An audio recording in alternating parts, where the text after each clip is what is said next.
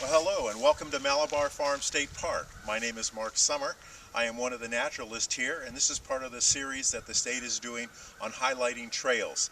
At this time of COVID, sometimes you just need to get out and get away from everything else, and we have a trail here that's very easy to do that. It's called the Butternut Trail. There's a sign here that talks about it. This is the trail head up here.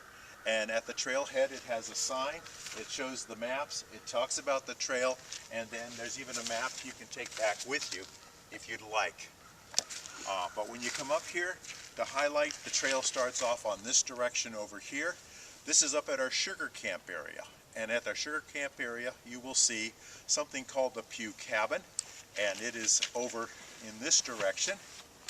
And it was built by the man who is a friend of Mr. Bromfield's as his summer home and his retirement home, but now it is a state property that is rentable for people like that. It looks like a log cabin because the man saved all the old telephone poles. He worked for the power company like that.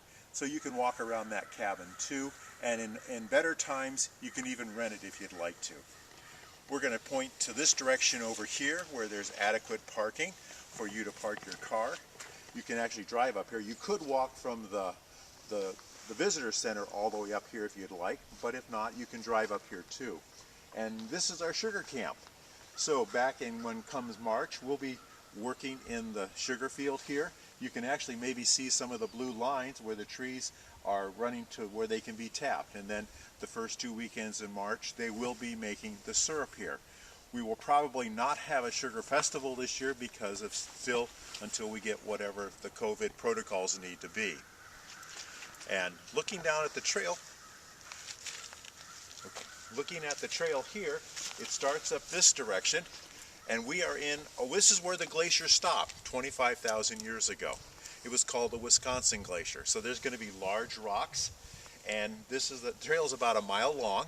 But one of the highlights of the trail that's really kind of neat to do, and why this makes it our most popular trail, there's a cave along it. And we're going to show you the cave, and I'll give you a description of that. Now, some things to think about when you come here. If it's on a snowy, cold winter day, be sure to ready to walk in the cold. Be dressed for that. If there's a lot of people here, and sometimes there are, just, safe distancing is what we'd like you to do also.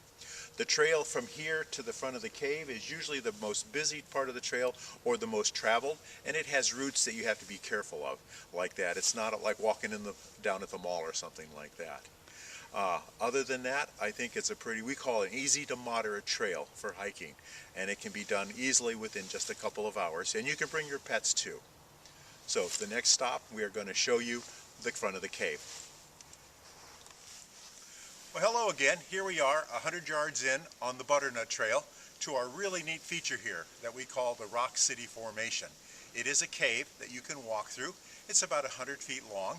And it's not like walking into a dark cave because it's a cave with skylights. When the glacier was here 25,000 years ago, the Wisconsin Glacier, ice got into the rocks and pushed them apart. So you're walking through a big crack, but there are spaces where you can see the light coming through.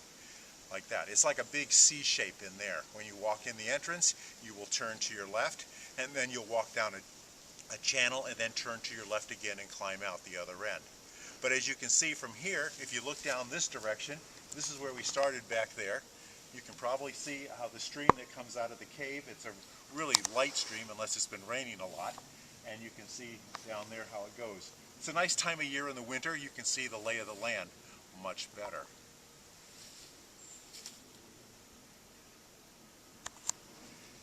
We're panning back over now to the front entrance of the cave, which is over here. It's a sandstone formation, so when you get there by the entrance on a hot summer day, you can feel the cool air coming out, and we tell the school groups really enjoy that. But you can almost see the layers because this was under an ancient ocean at one time, and we're told that there's probably lots of fossils inside those layers. As the water settled down and the granulars settled on top of it, the fossils that got trapped in between. But like I said, you can walk in the front door, take a look, and turn around and come back out if you're not comfortable going in there. Or you can walk all the way through it, and you'll come out behind you from where I'm pointing up this way. There is one part in the cave, though. If you're looking at me right now, I can only go through it sideways because it's kind of a skinnier little place like that. And the kids have fun laughing at me because Down where they're at, it's wider, but up by my head, it's a little narrow. You can almost see where the rocks pulled apart. My favorite joke is to say, I hope this is not a day that the cave wants to go back together again. So this is the cave on the Butternut Trail. We hope that if you come here, that you will enjoy your time and be safe as you walk on the trail. You'll be following the white blazes. If I haven't said that before, we have blazes that just were repainted last summer that really highlight the trail well.